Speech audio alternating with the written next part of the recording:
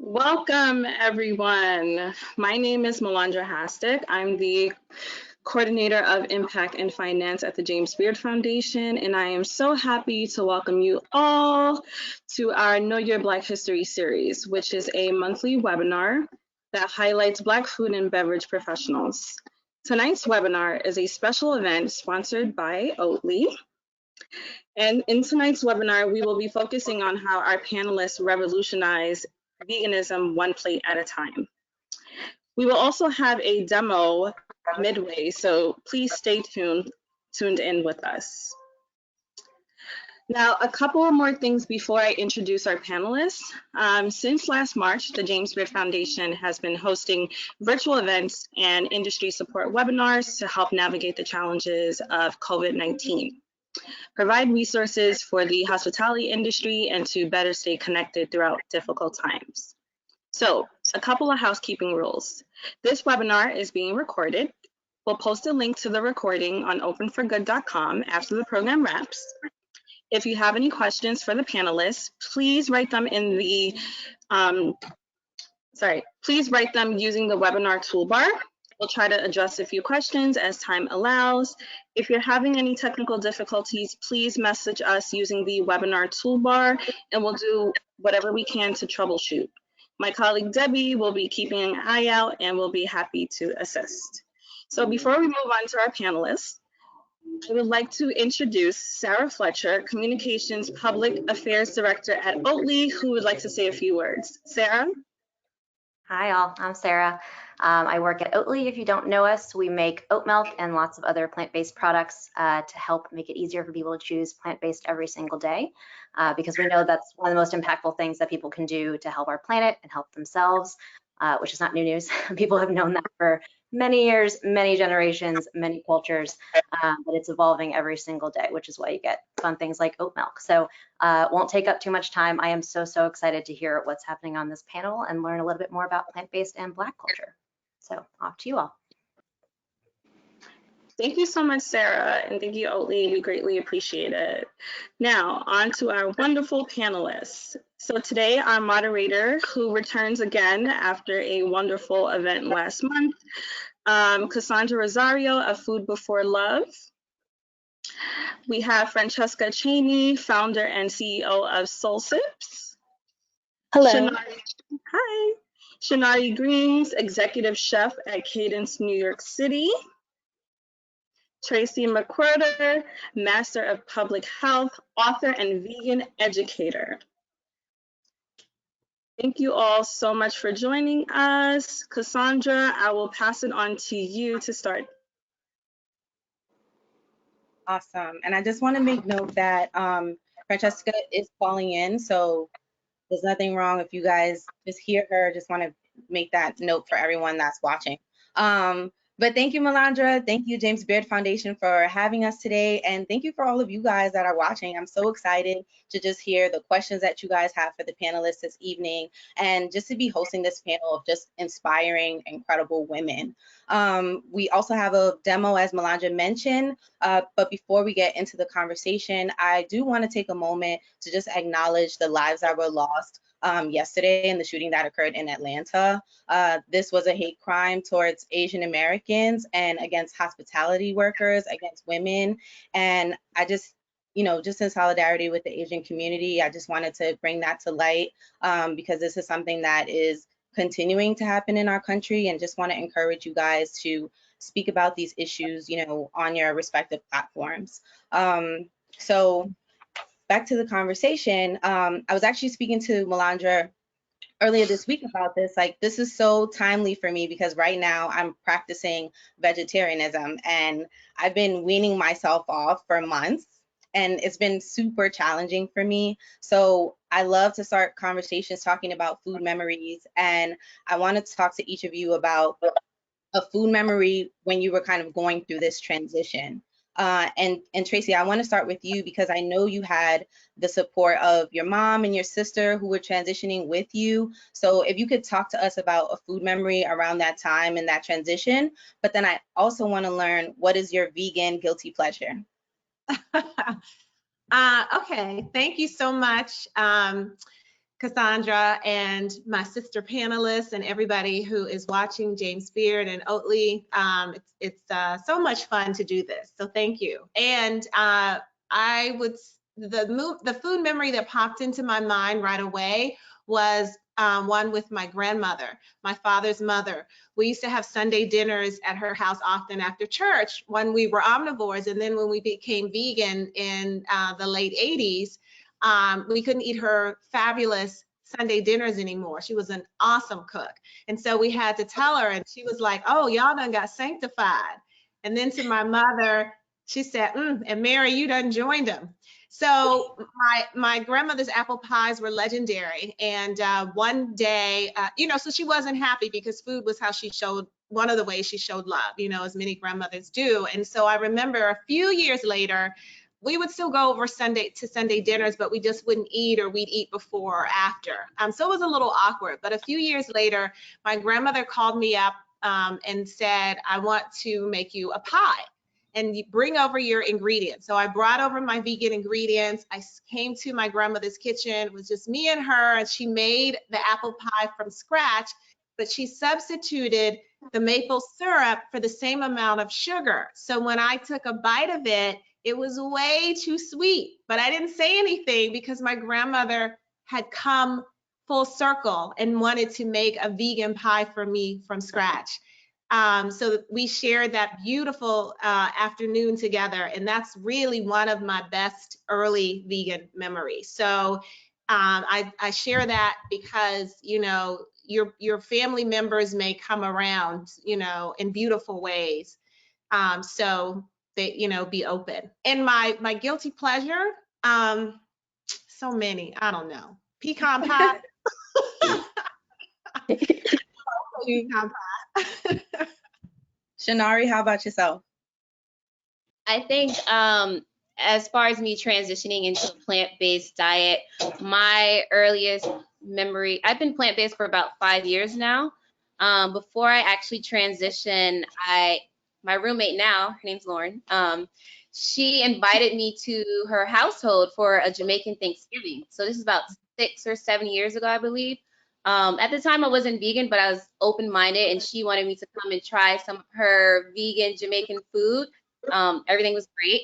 And then fast forward probably 2 years into my vegan plant-based journey, I had a Friendsgiving, and I made everything plant-based. I had vegan lasagna, which I'm known for. What else did I make? I think I had like cauliflower wraps, all types of things, and I got a really good response from it. And it's actually what really pushed me to take my cooking a bit more seriously. So that's like my favorite and earliest plant-based memory. And my guilty pleasure, oh my goodness, so many. My guilty pleasure is about a block over from my job. It's this place called Pops. They have these vegan burgers that I shouldn't be eating, but they're really good. And I go there once a week. I am really good friends with the cashiers. They all know me. They're probably watching. So thank you, Pops. I love it. I need to make my way over there ASAP. Francesca, I know we have you here as well. Could you share your food memory with us, and then also your guilty pleasure? Yes. Good night, everyone. I'm so grateful to be here. I would say my first memory with plant-based food would have to be when my mom first went plant-based, and that was like early 2000s, and I wasn't really like hip to any of the things that she was like cooking. So I remember us going to, there's like this health food store, and at the time, like her picking up just a whole bunch of colorful vegetables, and going back home and her making the food, and just like having a sensory experience with the food because it was so colorful, and it was like the plate was such a lively like experience. It had like cabbage on it and tomatoes, and I think she had like greens on there, and that kind of like inspired me wanting to get more connected to plants because of just like the beauty of it. And my guilty pleasure right now is there's this cafe by my house. They make a whole bunch of like they make a whole bunch of vegan baked goods, and right now I really like the apple turnover that they have, and I do get it like a couple of times a week. I'm not mad at it. I heard pecan pie, the apple turnover, like talking about sweet. Yes. Amazing. So I know a lot of the time when people think about veganism, you know, they might just picture whiteness, right? Especially as veganism became this like trendy thing. But it couldn't be further from the truth, right? Statistically, Black people are 3 times more likely to be vegan. And just around the conversations that I had, just learning about those struggles with transitions, as we talked about, and even with like family, you know, you guys mentioned your grandmother's cooking, your mom kind of joining the conversation with you and the lifestyle. You can kind of feel like you're turning away from the culture in a sense, right? Because you're raised on certain foods that are so staple to who you are and what you grew up with. So, Shenarri, this question is for you, but can we talk about reclaiming that? And specifically with what you're doing at your new restaurant, Cadence, where you're the executive chef and they're opening this spring in New York. So you guys be sure to check that out. But Shenarri, can you speak to how you're reclaiming like Southern foodways through your menu there and just through your work? Yes, absolutely. So I would say like with Cadence and like with a lot of my foods, the thing that I like to focus on is flavor and texture and things that are familiar to us. I think a lot of times we see vegan food as, I don't know, just greens or like just soy or like processed foods or like the fake meats. And we get away from the root, which is actually eating food from the earth. It's a very simple concept. And I think that a lot of times we get away from that. So with my food and like my platform, that's something that I try to focus on and just try to bring it back to the core, which is eating from the earth, eating plants, eating things that aren't too highly processed, things that are going to give you energy and make you feel good, and you don't have to feel guilty about eating it as well.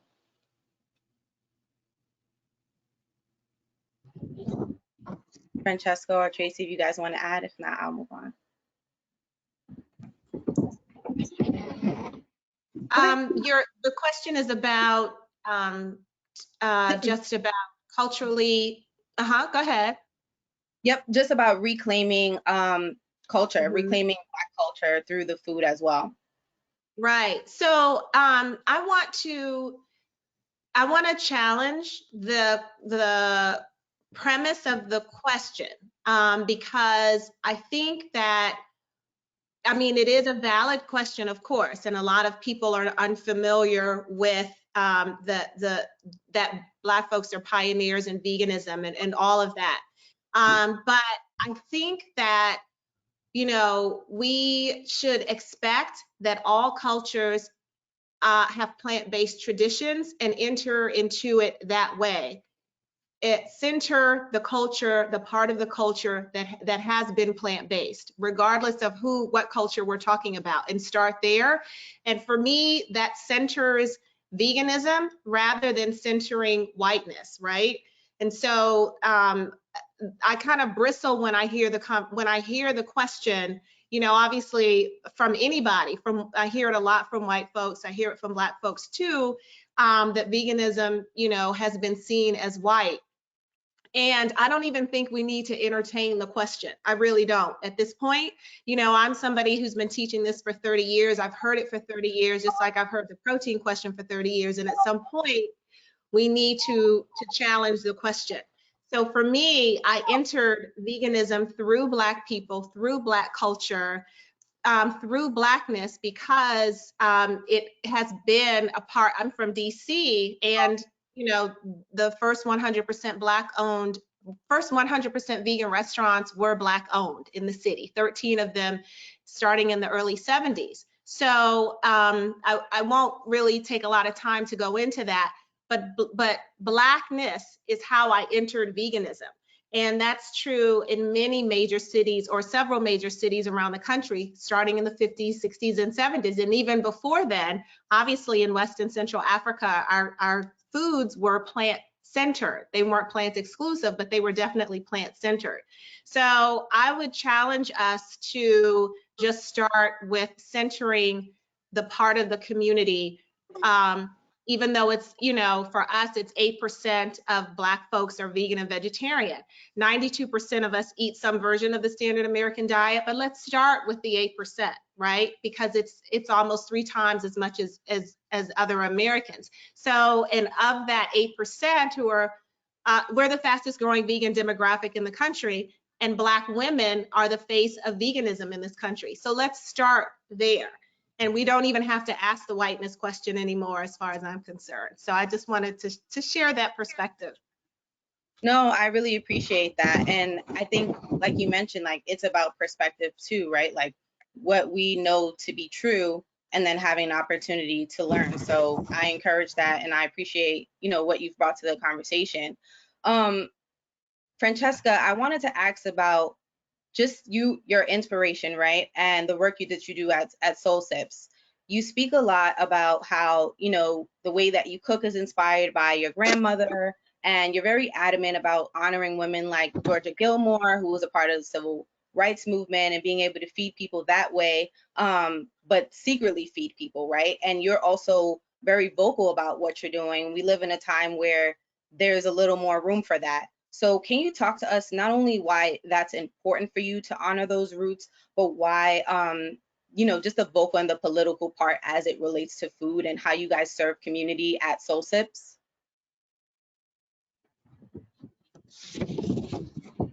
Hopefully I have her on. Can you hear me? Yes. Hello? Can you- Okay, sweet. Yeah, so with the food, over time, just when we had entered into the space, running a food establishment, I realized that, like, being around food every day, it turns into, it's such a large privilege. And that's not something that I was, well, like, used to. Obviously, like, growing up in the house, there's food in the house, but then, like, being in the space and, like, making the food and doing inventory, and even being mindful about food waste and how we can redistribute, I realized that it's about the choices that we make with food, and I wanted to co-create the way that we served the food with the people that were in the neighborhood, and also with people that were genuinely interested in taking care of themselves. And a lot of those people were people that are Black, that are people of color, that are from the neighborhood, which is the part of Bushwick and the part of Brooklyn that it's diminishing in terms of our representation here. But I realized that so many of us, they were coming to eat, and it was important to me to make sure that we were responsible with the way that we were distributing the food, and that we were able to stand in the gaps when either we had a surplus of food, whether that's through just having extra, or whether it's through a sponsorship with a company or organizations. We're always thinking about how we can stand in the gap with the food. And I'm constantly learning too, and just taking feedback as well from the community. I love that you mentioned responsibility, right? And Tracye, I want to talk about, you know, your initiative about getting 10,000 Black women who are moving into a vegan lifestyle, and how we can be responsible as a culture to cultivate this for other people, right? And you know, you guys are all leaders in this space. How do you do that from a general perspective, but if you can also just speak specifically about some of the initiatives that you've created? Sure. And Casandra, I hope you'll join us for our program since you're moving in that direction. So I really would love that. So yeah, I started an initiative last year called 10,000 Black Vegan Women, where I in October helped actually about 12,000 women go vegan for 21 days, and it was an online interactive live program where we went vegan together. And it was the reason that I did it is I wanted to celebrate the 10th anniversary of my first book, By Any Means Necessary, which was the first vegan diet book for Black women. And so I wanted to do something kind of big and bold to celebrate that. And I came up with that actually before COVID, and then we had to move it back. The reason that I wanted to, so this is a work that I've always been doing. I mean, I teach everybody, but I focus primarily on Black women. And because we are the, you know, so progressive leaders in so many ways, you know, but because of systemic white supremacy, we're the unhealthiest in the country, right? And that's unacceptable to me. We should be among the healthiest, if not the healthiest. And I want to help empower us to be that. And especially because we're the most civically engaged in the country. So we are the most, you know, as everyone knows, we are the most progressive when it comes to voting. We're the most philanthropic, on and on and on. And yet we are the least cared for, and we take the most care of other people. And I want us to take care of ourselves. And so for me, you know, as a Black woman, you know, it's unacceptable to me that this is the state of our health. And eating a healthy plant-based diet is one of the ways to reduce, you know, diabetes, stroke, certain cancers, heart disease, which, you know, we have the most of. And so it's actually imperative to me that this happens for us, because I'm tired of it. You know, I'm tired. I'll be 55 this year. I'm tired of seeing my relatives and my friends getting sick and getting diseased and suffering, you know, based on the food that they eat because of different information. So, it doesn't just help us, but it is enough to just help us. But it also helps our loved ones, our girlfriends, our faith-based organizations, our communities, ultimately the country and the world. When you help Black women, you are helping everybody. But it is enough to just help Black women too. So, you know, these are all of the reasons. And then obviously it helps the planet. Eating a healthy plant-based diet is the best thing you can do to mitigate climate change. So these are the reasons why it's so important for me to do this work. I'm so glad you touched on just the health aspect of it all. And I actually wanted to bring up, because Tracye, you talk about veganism as it relates to freedom a lot. I love that. I think that is part of, you know, what the revolution looks like. It's tied to our freedom, you know. So I want to talk about kind of how veganism has set you all free, in a sense, and how can we, like, what do you envision for our community being set free? And I think Tracye, you know, touched on that from a health perspective, like reducing what those risks are within the community. But if you guys can just speak to some of that work, I'd love to just hear more. I guess I'll go. For me, you know, transitioning over to a plant-based vegan diet, I just felt like instantly I felt the change within like a few weeks, right? I just felt like my mind was a bit decluttered. You know, when you're consuming a lot of animals and like the animals are going through trauma, when you're eating, you know, certain meats, like chicken or pig or certain things that you eat, that trauma carries over to your plate, and you carry that with you as a consumer. So that's something that we definitely need to think about. We need to be a bit more intentional with our food choices. But I don't, yeah. Sorry, I'm having like a brain freeze over here. I just wanted to kind of like get people like to be a bit more aware of the food that they're consuming, and just to pay a bit more attention as we're moving into 2021 and everything with COVID going on. Yeah, and Shenarri too, just to piggyback off what you said, I know you speak a lot of just mindfulness when you're eating, you know, and it being about that. I think sometimes people try to convolute what the actual narrative is, and you know, I know you talked about just whether it's plant-based or not, just thinking about mindful eating. Francesca, I know we still have you here. If you can kind of speak to kind of the revolution that Soul Sips is, and you know, how you guys do a sliding scale on the weekends, and what that looks like, and how that has been inspired by the Black Panther Party, and just speak about that work.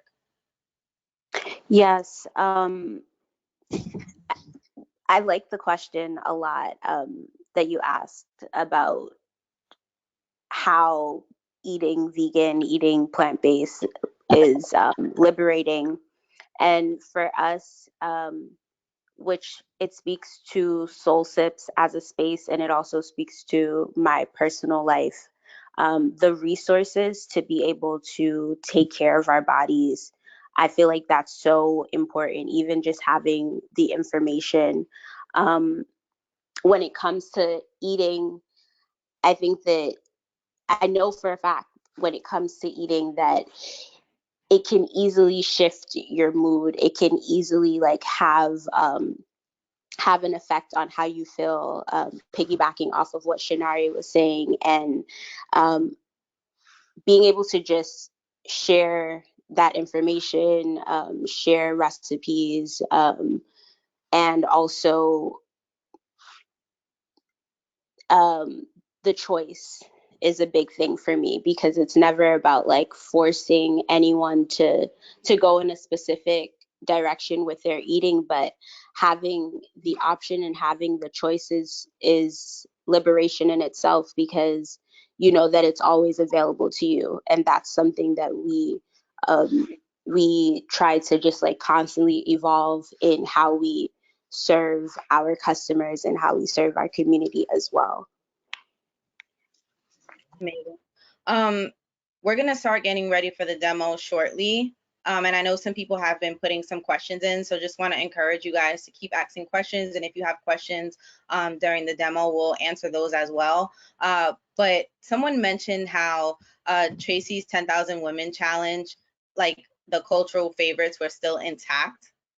So can you speak to that, Tracye? And I also want to just highlight the preservation of those that are in the space. Like, you've also been very adamant to like give flowers to other women and other just professionals in this space that are doing the work, and just the importance of that. And I think that's a very like key piece when we think about our roots. It's like, you know, when I think about Black history, I think about oral history, and how, you know, us being included in the history books, we are now doing this job of preserving that. So I think you do that through the food, and if you can speak to like maintaining those cultural favorites, but also, you know, highlighting who those people are in this space.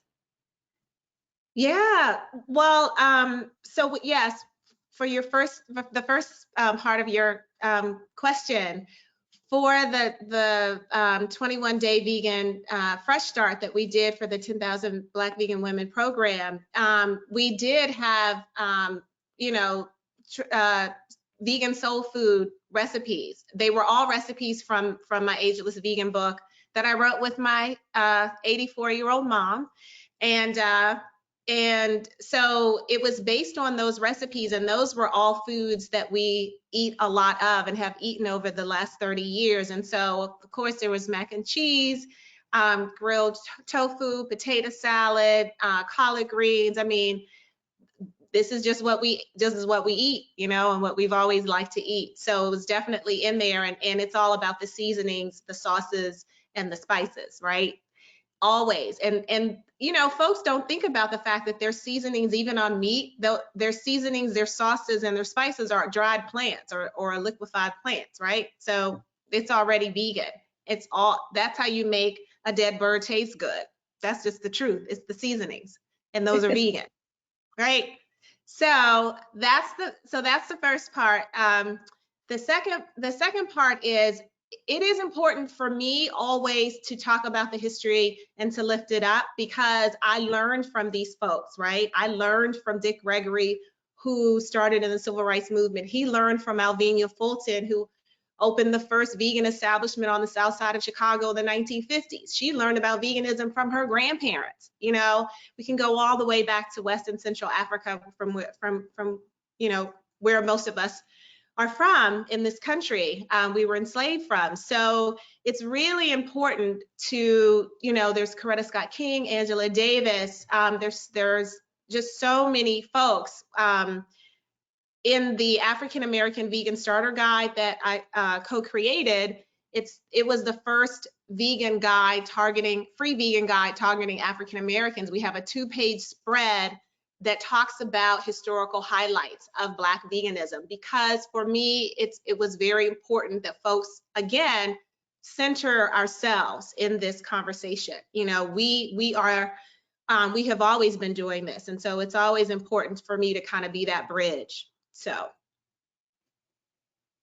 can any of you speak to a specific dish that was kind of a aha moment to trace back our roots? I think that would be helpful, just based on some of the questions that are coming in. Just thinking about just African heritage and how, you know, and sometimes it was out of necessity, right? And what's available. And then now for some people, it's more of a choice.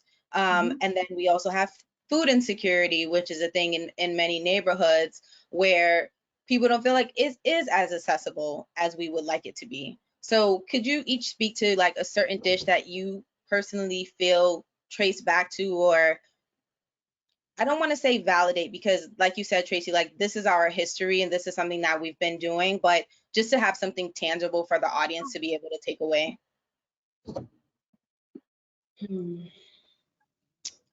I think for me, it would have to definitely be collard greens.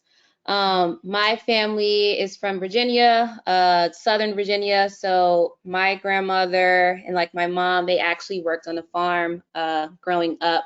So, you know, my grandmother, she used to do my hair, and I'd be sitting, you know, on the floor in between her lap, and I'd be snapping peas. I'd be helping out with collard greens, or like helping peel the potatoes, which I hated. But, you know, looking back now on those moments, it kind of helped shape and build me into the person that I've become today. And I used to take those moments for granted back then. And, you know, God bless my grandmother, so she's no longer here with us. But I really do cherish and appreciate those things.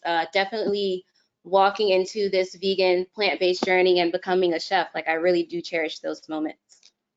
And I also use some of these ingredients and foods in my cooking today. Awesome, excited. Tracye, did you want to add? And Francesca, if you're still on with us, love to hear from you as well. I think for me, I would have to say when I was early on, having biscuits that like my grandmother used to make, you know, I loved the biscuits and the mashed potatoes with the gravy and the fried chicken and the macaroni and cheese, like those, her Sunday dinners. When I was able to find real good Southern cooking, that vegan cooking that reminded me of that actually tasted like her biscuits, and, you know, kind of had the seasonings of the fried chicken and the same gravy, you know, without the giblets and, you know, whatever, the bits of meat, but with the sage and the other seasonings, and the vegan butter. Like when I was able to have a really good vegan Southern, you know, soul food meal with the biscuits, I was like, yeah, you know, this will work. I love that. I would say the dish for me that made me realize that we had plant-based recipes in our family lineage for a while was it's called darasa, and it's a Garifuna green banana tamale. And it's something that my grandmother would always make, my aunts, my mom, and once I actually learned how to make it myself, and I saw that like, oh, it's not only plant-based, but it's actually really simple. And I love it. That was my moment where I realized, yeah, like this is it for me. Sold. I love that. Really appreciative of you guys sharing. The conversation is not over. Just gonna have Tracye, if you could please just shut off your camera for a bit. We're gonna get into the demo. And if you guys have questions, like I said, please continue to share them. So Shenarri Greens of Cadence is gonna be sharing a recipe with us. It features Oatley's barista milk. So take us away, let us know what ingredients you're working with and what we're making. All right, everyone, welcome to the food demo portion of this panel. My name is Shenarri Greens, Executive Chef of Cadence. Once again, today I'm going to be making a vegan cardamon blueberry clafouti. This is a French baked dessert. It is very easy. The ingredients are simple. And this is also a really good way to make use of like berries or fruit that you may have in the fridge that may be going bad. If you guys are like me, sometimes I buy way too many berries and I don't eat them in a good amount of time, so they tend to go bad. So this is one of those kind of dishes to avoid that. So I'll go over ingredients first and then we'll get into the cooking. Great. Let's do it. Let me pull those up. All right, so let's see. I have pull this up. Okay, so today I am using and I'll tell you guys where I get everything from as well. So this is a whole wheat pastry flour. I just got this from Whole Foods. I'll show you the bag as well for anyone interested. I'm using Bob's Red Mill. It's a really popular brand, but you can use regular flour as well. I just prefer whole wheat pastry flour. Next, we're going to have a little bit of sugar. So I try to stay away from bleached white sugar. My sugar alternatives as a chef, I use a lot of maple crystals. This is a healthier alternative for folks looking to get off of the white sugar. I know white sugar has a hold on my people, so have no fear, maple crystals are here. And they look like this. They're pretty, I won't lie to you, they're a little expensive, but you're either going to pay for it now or pay for it later with your health. So make good decisions. Next, I have a little bit of baking powder, just regular baking powder. Have some fresh grounded cardamom powder.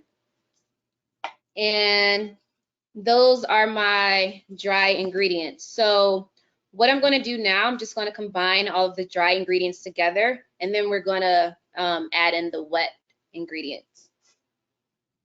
So here's a bowl. Just going to empty everything in. So we have the flour, baking powder, cardamom, and maple crystals. If you can't find maple crystals, I also use agave in my cooking. I also use maple syrup as well, date sugar. These are all great alternatives if you can't find that. So now I'm just going to whisk everything together, just like this. So I'm going to put it down. All right, so we're whisking our dry ingredients together, and then next we're going to add in our wet ingredients. Awesome. So, as you all know, we are using Oatley oat milk today. All right. Make sure everyone sees that. So we're using Oatley oat milk. I have about 3 tablespoons of the oat milk that I'm going to add to the dry mixture. Let's bring this back over here. Whoop. And when I'm baking, I like to always keep extra wet ingredients around just in case I need to add a little bit more in. Okay, so next, oh, this is a fun one. So we have Aquafaba. For everybody interested in vegan baking or looking for an egg alternative when you're making fresh baked vegan goods, go with Aquafaba. what this is the chickpea water. And it serves as like a really good egg replacement. So about 2 tablespoons of Aquafaba equal the equivalence to an egg. So I have about 3 tablespoons here. I'm going to add that in. And once again, that's chickpea water if I was talking too fast. Next, I'm going to add in some melted vegan butter. I'm using Earth Balance. It's soy-free, non-GMO, gluten-free, dairy-free, everything. Yeah, it's 78% oil, so it's mostly oil-based. This is a really good substitute for vegan butter. You can also use coconut oil if you're not too crazy about the butter alternative. All right, so we're going to pour that in. And now we're just going to mix. Very simple. I'm mixing using a whisk. And pretty much this should look like a pancake batter. And if it's not, you can add a little bit more of your Oatley's oat milk into this mixture. I'm just going to add a little bit more.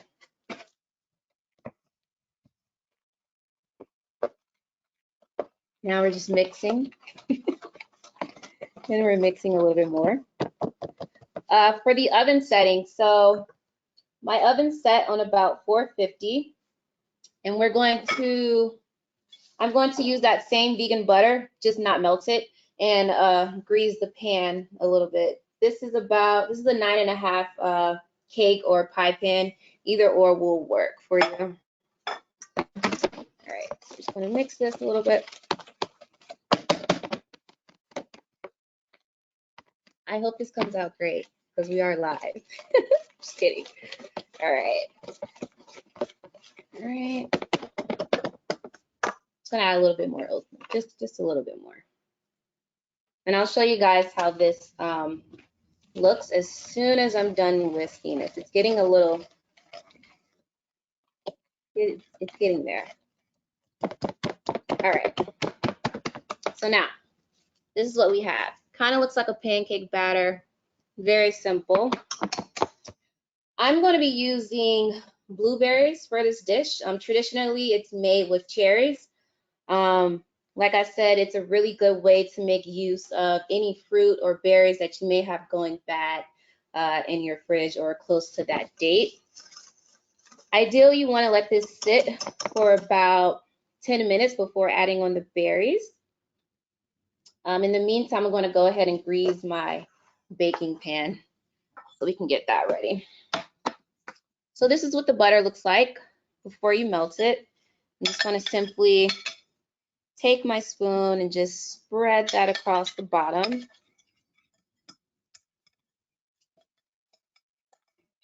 However you please. If you have a brush, it'll probably be easier, but you can also take your fingers and use it, or you can use like a paper towel, however you are feeling.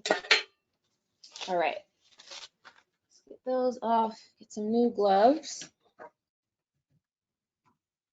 All right, so that is set. My oven is on. I'm going to add in the berries. Like I said, if you're making this at home, probably want to wait about 5 to 10 minutes, but I've had my ingredients sitting for a little bit, so I think this will be okay. So I have some berries. I like to wash all of my fresh produce that I'm using with apple cider vinegar. I like to give it an extra rinse. What that does is get off any extra dirt or pesticides or things that may not necessarily come off with just running your fruit through water. So you want to let your fresh fruit sit in a bowl with like 1 to 3 tablespoons of apple cider vinegar, let it sit for a little bit, and then rinse that off. And you'll actually see the excess dirt coming off of your fruit. All right, so now we're in here with the berries on top. Very important step. So we're switching over from the whisk to the spatula. And now what we want to do is actually fold. So you don't want to whisk anymore. You want to start folding the berries into the batter. Obviously, if you whisk, all the berries are going to burst and it's going to kind of defeat the purpose. Shenarri, I wanted to pop back in because we're getting a lot of questions about this demo. So I was I'm just sad that I'm not with you doing this right now. But we had a question from Tracye asking if the swap conversion between the sugar and the maple crystals are the same.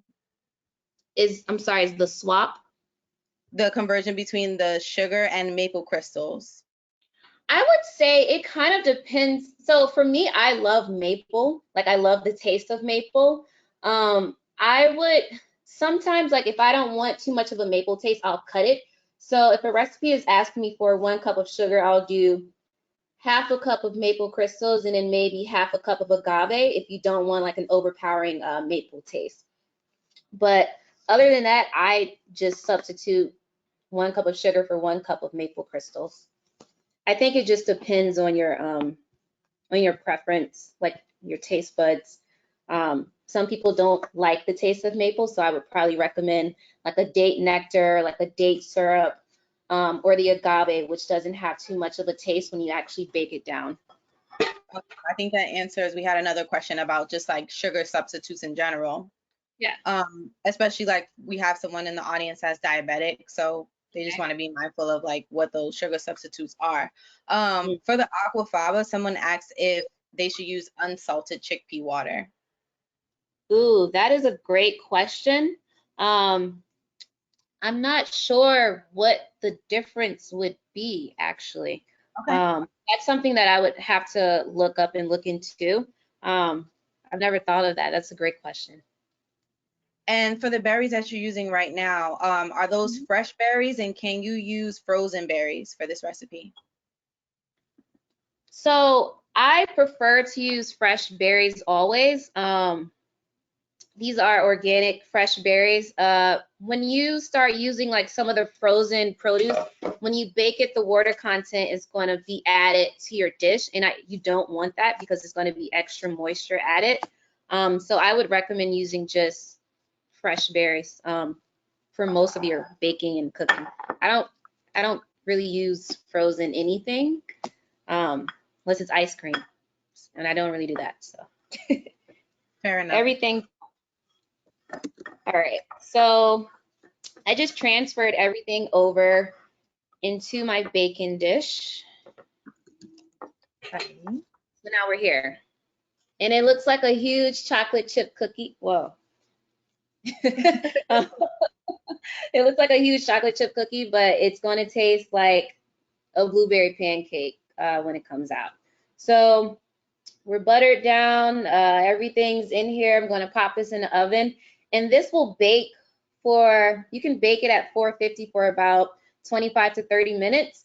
As a baker, you know, you want to add in, you want to do the toothpick test. So if you think it's done, stick a toothpick in. If it comes out, if the toothpick comes out clean, it's ready to go. If not, you want to let it keep baking for a little bit longer.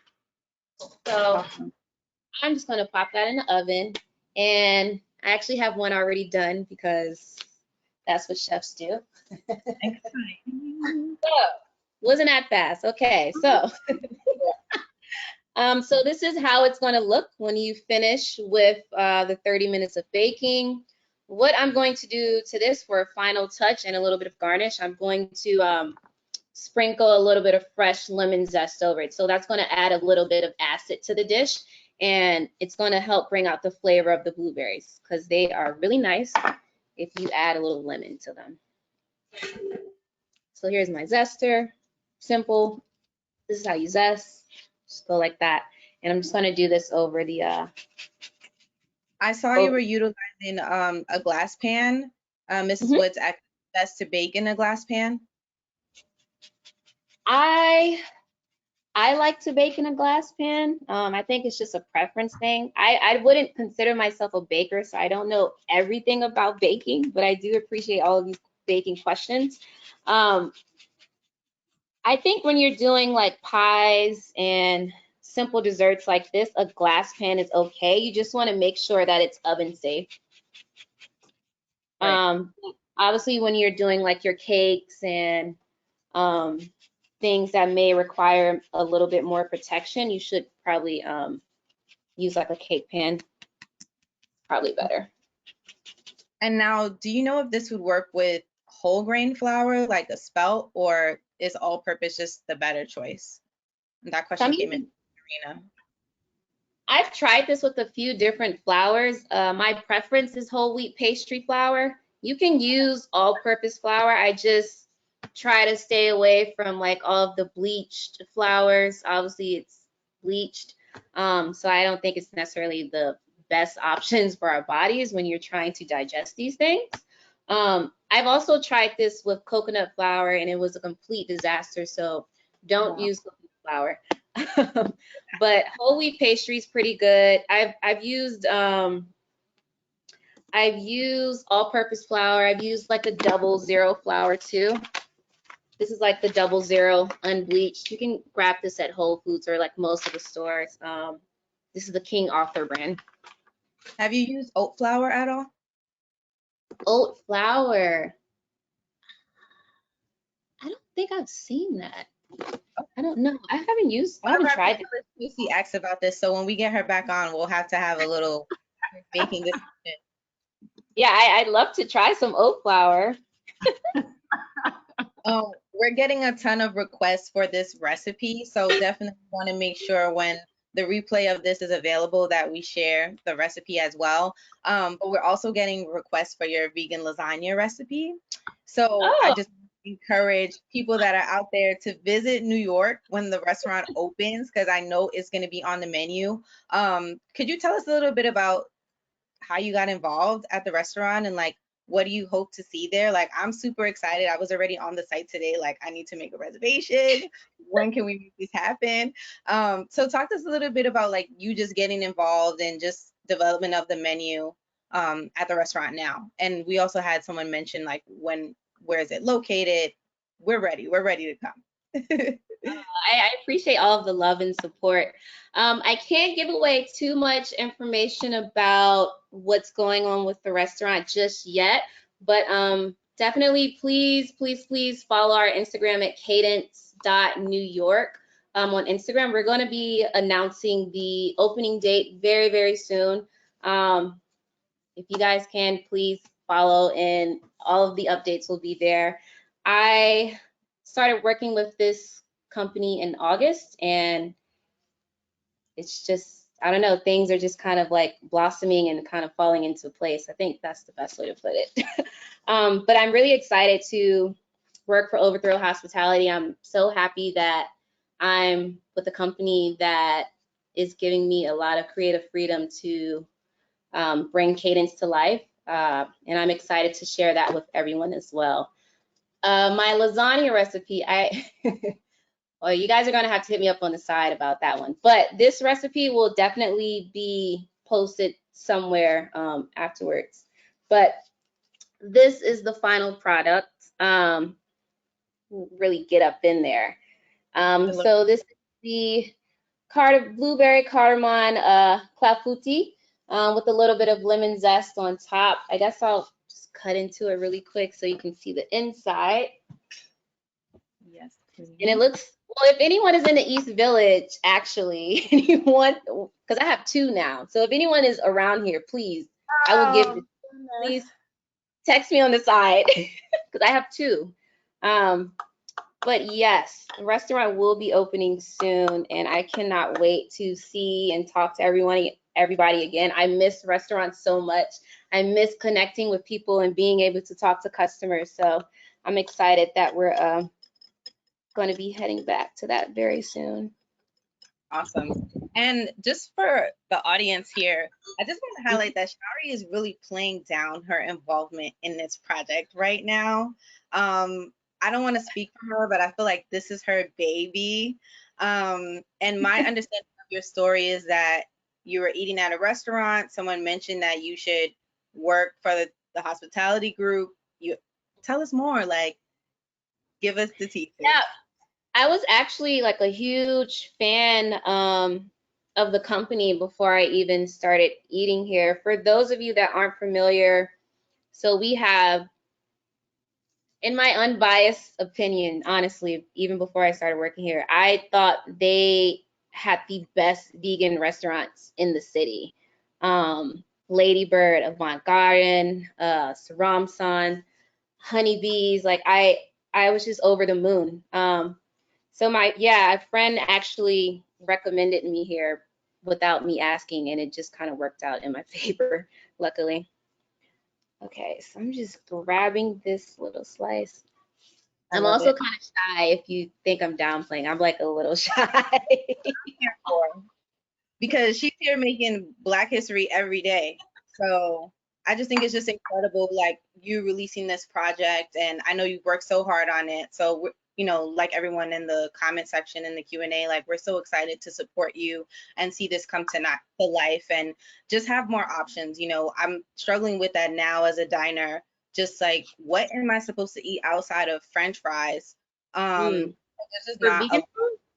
Well, yeah, just when I'm out at other restaurants, just like I just have no option. If it's not a vegan, specifically a vegan restaurant, it's like, well, now what? You know, and it's just kind of this forgotten thing on just in standard dining culture. So, you know, just being able to have more options in the city that I live in specifically, it's great. Yes. And, you know, just having you a part of this movement, just so proud of you and just so happy for everything that you're building. So congratulations. Thank you. We should definitely talk on the side. I can give you all of my restaurants because I stay eating out and supporting restaurants. That goes for anybody. If you want to know where to eat in New York, vegan options, I got you. So yes, this is how we look on a plate. It's delicious. It's very easy and simple to make. It's kid friendly. We're big on like sustainability and waste. Not doing too much what's the word, waste consumption, so we don't want to do that. So this is a really good, easy, simple dish, and it's one of those dishes where it sounds super fancy. So I feel like if you're doing like a family dinner or brunch and you want to impress your friends, like, oh, I'm gonna make a blueberry cardamom clafouti, like I think they'll be really impressed, you know? So this is my dessert. So while you get to enjoy that without us, I'm just gonna ask Casey to come back. I know Francesca's still on with us. All right, making us jealous now. Oh, Sorry. That's like, why am I not in New York? Oh my goodness. Sorry. I would be walking through the pandemic. Come get it. Oh my God, it looks delicious. Sorry. It's like a blueberry pancake with like a little bit of lime to help bring out that blueberry flavor. It's really nice and easy, so anybody can make this. Awesome. I'm looking forward to getting my Oatley and recreating this, or at least trying. So I have two more questions before we open it up for the Q&A. We've been getting a lot of engagement, so thank you to everyone out there. I want to specifically talk about how you guys have seen the Black vegan community grow over the years. And like, yeah, how have you seen it grow? Because there's been a lot of changes and people are now just inventing a ton of different things that from everywhere. You know, people are being very creative. So how have you seen the Black community grow as it relates to veganism over the years? Well, you know, it's a great question, and I have seen it explode, right? And part of that, but you know, again, it was always huge and big in DC, right? Really big community, Black vegan community in DC. So outside of that, I've seen it really expand, especially I would say probably in the last 10 to 15 years. There are with Instagram, with YouTube, Facebook, you know, all of that, people being able to kind of share their newness to veganism, right? So they're able to take folks right along with them, along with OGs who, you know, are helping people kind of leap over some of the hurdles that, you know, they might be that newbies might run into. So there's just a lot, there's just a spectrum of folks talking about veganism, doing demos, folks who are, you know, who've been at it for 50 years, folks who've been at it for 5 days. And I love all of that. So I think because of the internet, you know, I'm a pre-internet person. So, you know, who was vegan before 10 years before the internet. So that's the explosion for me. And so really in the last 10 to 15 years, on, you know, with TikTok, all of the ways that Black folks are creative comes out in veganism too, right? And I think the athletes trying it, you know, it's just a beautiful thing, and it's inevitable to me. I always knew it would happen, and so the internet and, you know, just folks trying it more has expanded the reach of it. So it's beautiful. Sure.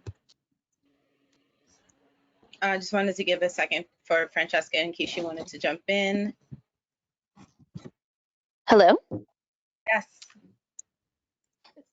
Oh, okay. I just wanted to make sure I was connected.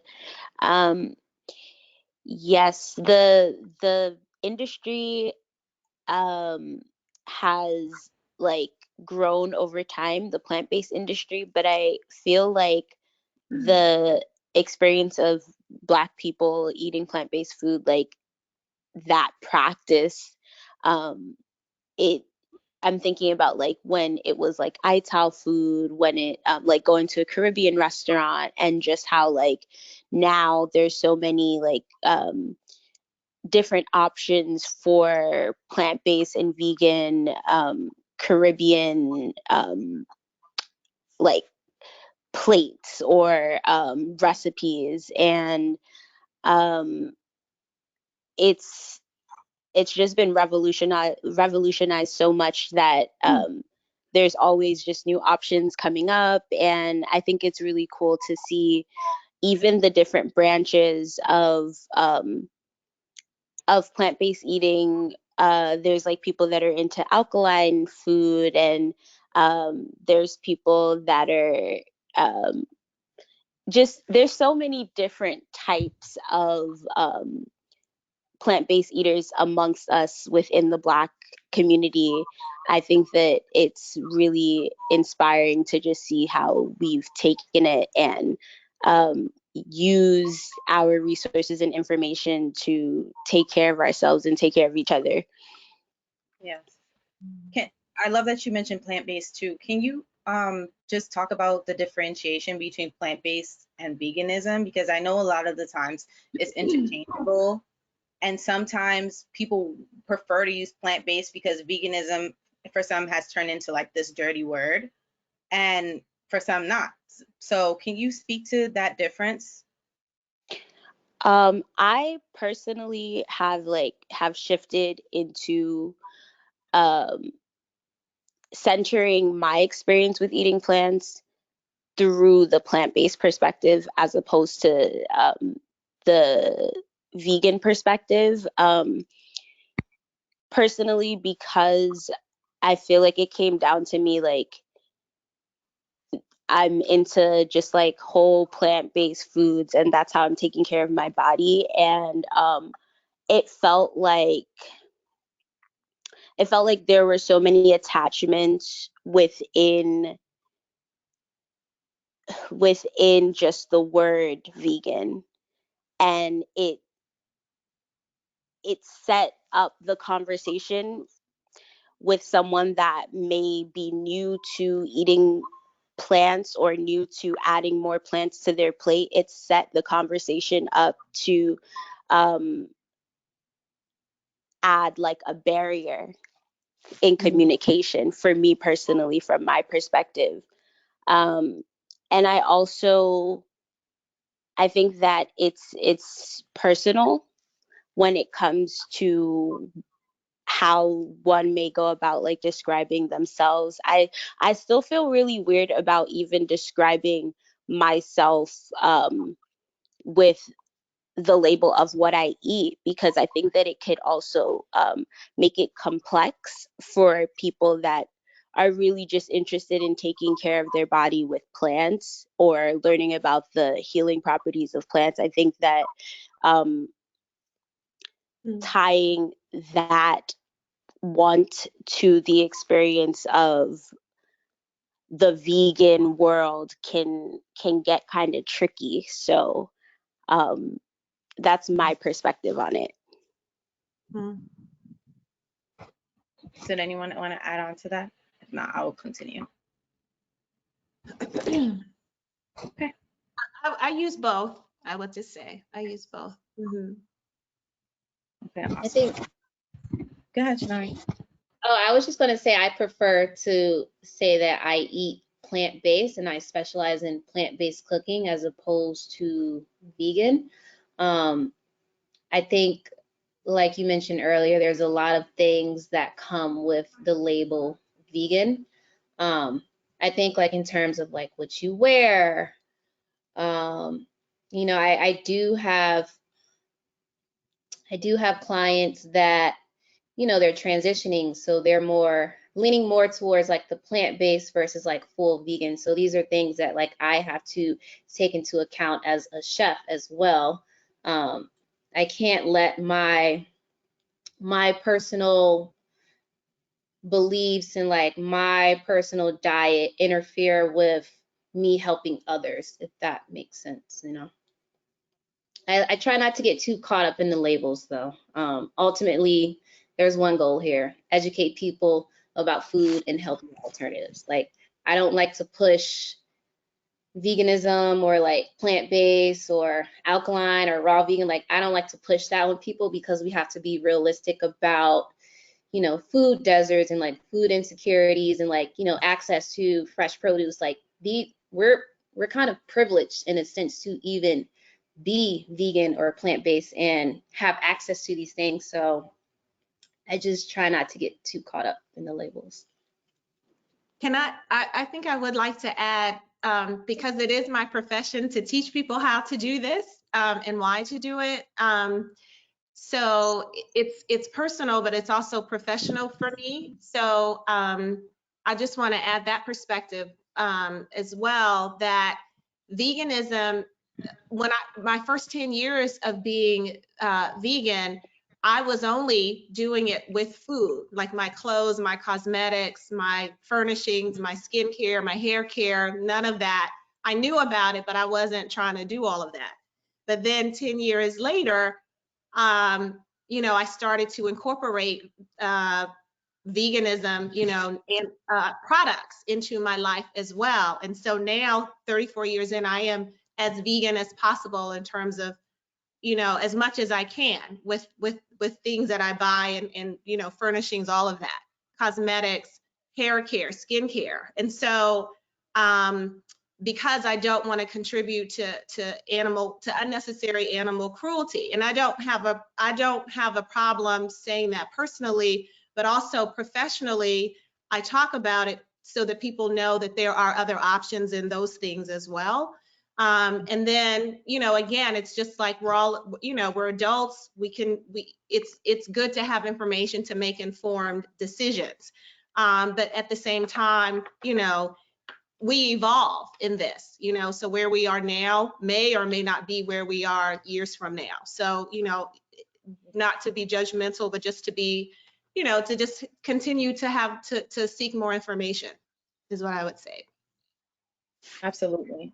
I'm just gonna start taking in some of the questions from the audience before we run out of time.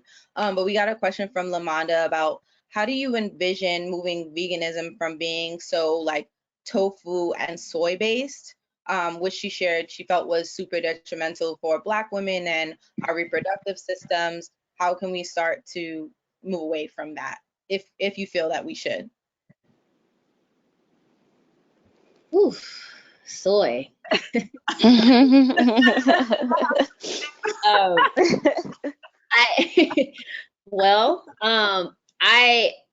I studied a lot of my journey is dedicated to Dr. Sebi, Dr. Layla Africa, Queen Afua, and I have their books. You guys should check them out. I think and they all kind of say the same things, but in different ways. And I think the thing that I pulled the most from it was everything in moderation. I personally, I'm not a soy advocate. I don't think we should be consuming soy. But there's like personal and profession. Like I kind of have to meet people halfway sometimes. I don't necessarily enjoy like the fake meats. I just don't like tofu. I don't think it tastes good. I've made it from scratch. I just don't like tofu. Like it's just not for me. But you may have somebody that's been vegan for like a week and they love tofu, you know, like you got to kind of meet those people halfway. Or you may have people that love Asian food or like Chinese food, Japanese, sushi. You know, you have to meet these people halfway. So I would say moderation if you're not ready to give something up fully. And also cook at home. Do some recipe development. Google a recipe. I do this all the time for fun. Like I'll look up a recipe. It doesn't have to be vegan, but I'll look it up and I'll start plugging in my vegan substitute.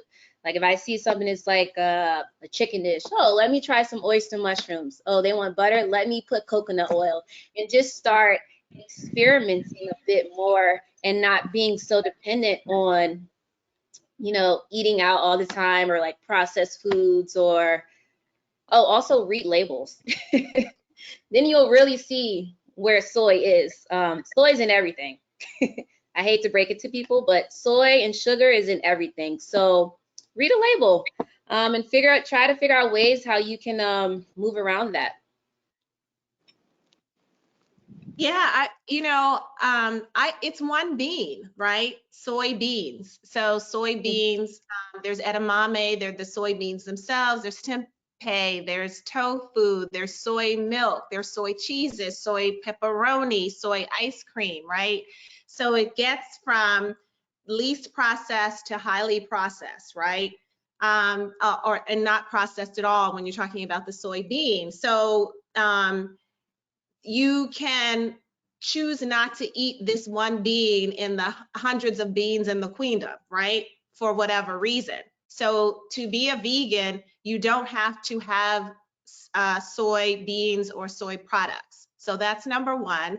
Number two, the scientific research that we have shows that actually folks who eat the least processed soy, and by that I mean miso or tempeh or edamame, soybeans themselves have, you know, the least risk of breast cancer. And if they have breast cancer, if they eat these non-processed or very low processed soy products that I just named, they have the greatest risk. I mean, they have the greatest they have the least risk of recurrence of that breast cancer.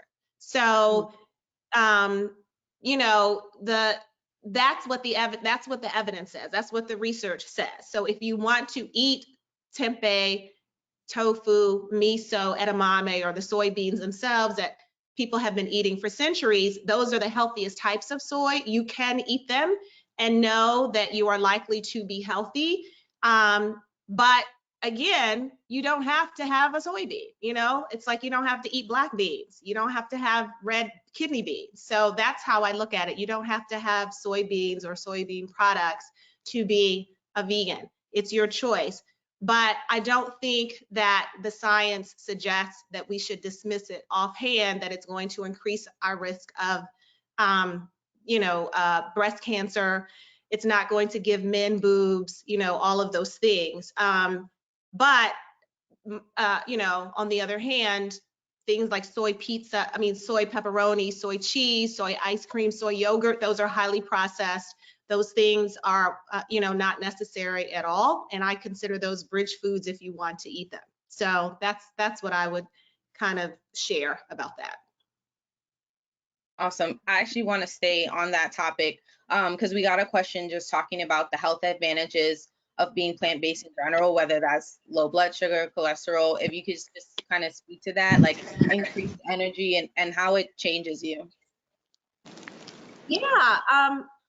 Well, I'll jump in. I mean, so it is actually, we know it's the healthiest way to eat, right? Plant-based foods, fresh fruits, fresh vegetables, frozen vegetables, beans, nuts, whole grains, quinoa, millet, amaranth, buckwheat, brown rice, black rice, red, wild rice. And also,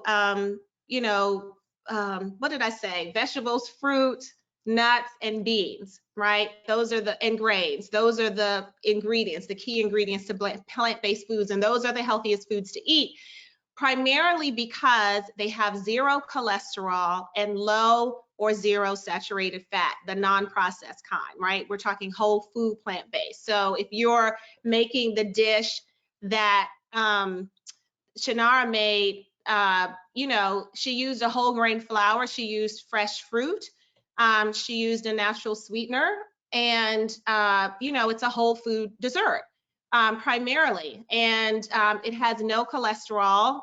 It has you use vegan butter, so it has some saturated fat, but not a lot. And cholesterol, primarily, and saturated fat are what can clog our arteries and lead to cardiovascular disease, increase our risk of heart attack and stroke. Heart disease is the #1 killer in the country. It kills Black women the most. 50,000 Black women die a year of heart disease alone, right? We also have the highest rates of stroke, diabetes, certain cancers, breast cancer, uterine cancer, ovarian cancer. So, and these are largely diet related.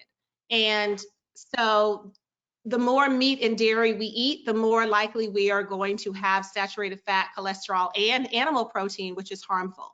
So it's just, it's not, I don't want to say it's not rocket science, because I don't like that term either, but it's not that complicated. Plant-based foods are full of fiber. Animal-based foods, dairy foods have zero fiber. Fiber is essential. So, this question people always ask, well, where do you get your protein? Most people I know it's an awful question. You can imagine, right? It's like, to me, it's like, is there racism? That's how I hear it, right? It's just like, go away question. But I get it. People are all at different stages. So, and they have different information. But my point here is the question really should be, where do we get our fiber? Because 98% of Americans do not get enough fiber, and fiber is essential in the diet. But if you eat meat and dairy, you get zero fiber. If you eat plant-based, you are getting all fiber in all of that food. So it absolutely is the healthiest way. The more you can do it, the better. Start adding. And also I will say, don't limit yourself to say, oh, I could never go vegan. Just start adding vegan plant-based meals to your diet once a day, once a week, couple times a month, and keep it open. Just keep it open. Don't put a ceiling there that you can't do it. Just be open. And you will notice the more that you eat these foods, the more that your arteries will be cleaned out. You will not be constipated. You will be less bloated. Your skin will probably clear up. You will have more energy. You will become a healthier weight. I don't talk about, being thin, because just because you're thin doesn't mean you're healthy, but you will come to your healthy ideal weight. And you may find that because of that, you start to look younger than what most people expect someone your age to look like, right? That's a side effect. That's good, but aging, the aging that we experience is primarily because of the standard American diet that we eat. So I can go on and on because I'm a nutritionist, so I'll stop. I'm learning so much. You mentioned like being able to add, right? And I think people kind of think of it as like, oh, taking away all these things, but it's really just about like adding more greens, adding those vegan things back, having more of it, right? And we got a question about just kind of if everyone could share one tip for transitioning. Basically, you could use that as your one if you'd like. But the person had mentioned that sometimes we have this conversation and we don't talk about usable, actionable tips on like, Sure. how do I actually do this? How do I start to implement this so that I can transition? So if everyone could just share like their one tip. I would say start with one day in the week that you are either not eating any animal products or you're eating significantly less than you usually do. I think that one that we're all familiar with is like Meatless Monday. That was a huge help for me when I was starting my transition. So yeah, that's my one tip. And also be gentle with yourself. It takes time, and we are learning our bodies in the process. Like you're reprogramming your taste palette, you're reprogramming, like there's so much reprogramming that's happening when you change your eating habits. So be gentle and also allow yourself to feel the benefits of those transitions as well. Awesome. Shenarri? I would say, I guess I have like a few tips, but I'm just gonna group them all together. One, I would say be open-minded, try new things, cook at home, and I guess just have an open heart, you know, like if you should find purpose in your food choices and like your intention with transitioning. If you're doing it because it's a trend or because everyone else is doing it, your heart's not going to be in it. And I feel like you're not going to actually reap the full benefits of a vegan plant-based diet. Also do your research. It's a lot of books out there. The internet is everywhere. There's a lot of credible sources out there, and there's a lot that aren't. So just make sure you're getting your information from people that have accredited sources. You just don't want to, I don't know, go on YouTube and listen to what anybody is saying. They may lead you down the wrong path. So just make sure you're doing your research and actually keep an open mind with it. I can't lie and say, oh, transitioning to a vegan diet was the easiest thing I've ever done. No, that's not true. It was kind of hard. But we're here now, and like I'm reaping all the benefits of it. I'm living proof. Tracye's living proof. Francesca's living proof. Like there's a lot of people out here that are doing it, and there's a lot of different ways to do it as well. There's no one path, or like there's no right or wrong way to necessarily do it. So just have an open mind, have an open heart, and be ready to unlearn a lot. A lot. It's a lot of everything you thought was true or right. Just be ready. That's all I can say. How can we, just as a culture, and really specifically in media, this is a question we got from Tracye, how can we do a better job of showcasing Black vegans? How can we do a better job of just starting the conversation? If not on webinars like this, how can we in our respective lives continue this conversation and really honor it and honor those that are in the space doing the work? Great question, Tracye, namesake. And I would say follow all of us and Google vegan cookbooks by Black authors, Google Black vegan restaurants, Google Black vegan organizations. There's just so much information out here that, you know, is being done. Watch The Invisible Vegan, which is a film by Jasmine Leva about Black folks in veganism. There's a lot of information out here these days. So, you know, I would start there, just how you would, you know, research anything else. Just research what's being done by Black vegans in terms of books and films, guides, all of it, and organizations, meetups, that kind of thing. And you'll find it's out there. The conversation is going on. So just, you know, that's how you can be a part of it. And we just started sharing in the bottom of this video, just so that you guys have everyone's @name on social media, so that, you know, you can follow everyone here and just continue the conversation. I want to take one last question from the audience. So many questions, like recipe questions, protein questions, vitamin questions. So thank you guys so much for, sharing these. Kai, I hope I'm saying your name right, Kai. Kai shared, what are some pantry or refrigerator like staples that you feel are must-haves that are also not highly processed? So what do you guys have in your refrigerator right now? Wow. Well, I'm in the restaurant, so I have everything fully stocked. I actually cooked with some of them, so I'll just show you real quick. Again, maple crystals. My people, I'm telling you, please get off the white bleach sugar for the love of God. This is a really good one. And this is my other favorite, agave. So neither one of these are highly processed. I know a lot of people out there enjoy tequila.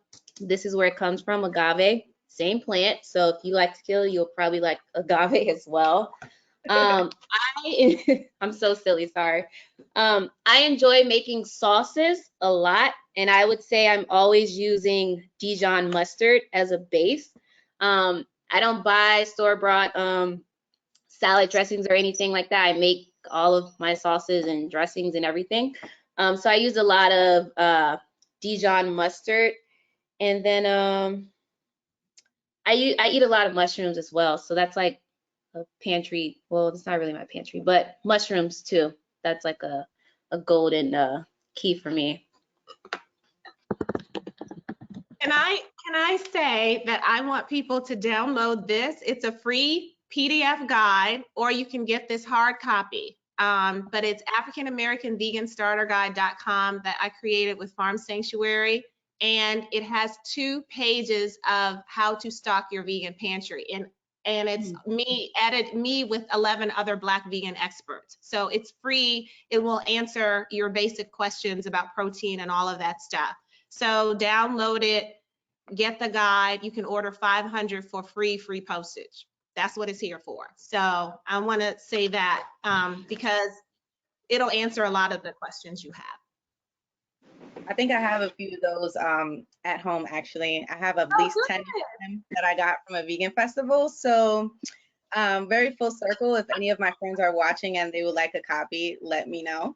And Francesca, on to you. What's in your pantry that's like your go-to staples, must-haves that you want to share with everyone? I always have chickpeas,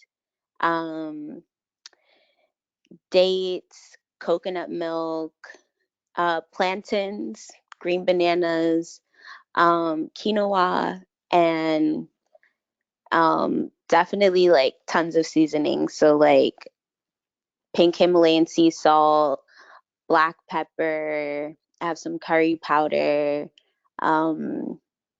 some onion powder. Yeah, those are like my staples. Awesome. All right, so I want to wrap the conversation up. Thank you, ladies, for being here. I actually want to really quickly share a quote from Dick Gregory. I know how influential he's been to like Tracye's journey, and a lot of people that have looked into this lifestyle they know who Dick Gregory is, right? I mean, he rest in peace. He has this quote when I was looking into your story that stood out to me. And it was that one of the things I keep learning is that the secret of being happy is doing things for other people. And I thought that was so important to share for this conversation specifically, because the revolution is one that gives. And I think all of you embody in your work this idea of sharing and this mutual aid that we need to have in order to preserve our culture and to survive, and you guys have touched on how this is about that, helping one another, saving each other in a way, and as I said earlier, like setting us free. So I just wanted to impart that and give each of you your flowers. I'm so proud to be a Black woman and share this space with you beautiful Black women that are doing this work. So thank you so much. Thank you again to the James Beard Foundation for allowing us to have this conversation. And I just encourage everyone out there, like I said, to follow everyone so that we can continue to have the conversation, to do the research, to do the work, and know that there's people out here that you can reach out to, and that we are in this together and we have each other to talk about it and keep this going. So I want to give a moment to ask Melandra back on from the James Beard Foundation so that we can close out, and just thank you everyone again. Thank you. Thank you, Cassandra. Thank you. Thank you. Thank you so much, everyone. Thank you, audience. Thank you, our panelists, Shenarri, Cassandra, Francesca, Tracye.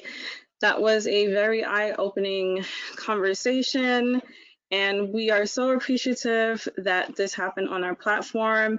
Thank you, Oatley. I just felt so moved, and just super happy to be a Black woman as well, to really see the amazing work that you're doing for our community. And it just brings me so much joy to be a part of this community. And I hope our audience really enjoyed this conversation as much as I did. We will be sending out the recipe, so don't worry, you will get that. And feel free to tag Shenarri when you make the vegan blueberry cardamom clafouti. Yep. Yes. And please also remember to support Black and Indigenous American restaurants.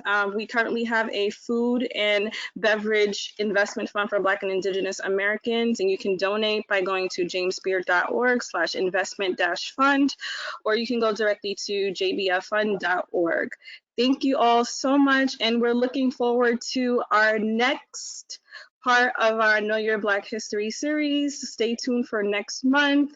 And everyone have a wonderful evening. Thank you for joining. Thank you, ladies. Thank you. It was so much fun. Thank you. Bye. Bye. Thank you. Have a good night. You too.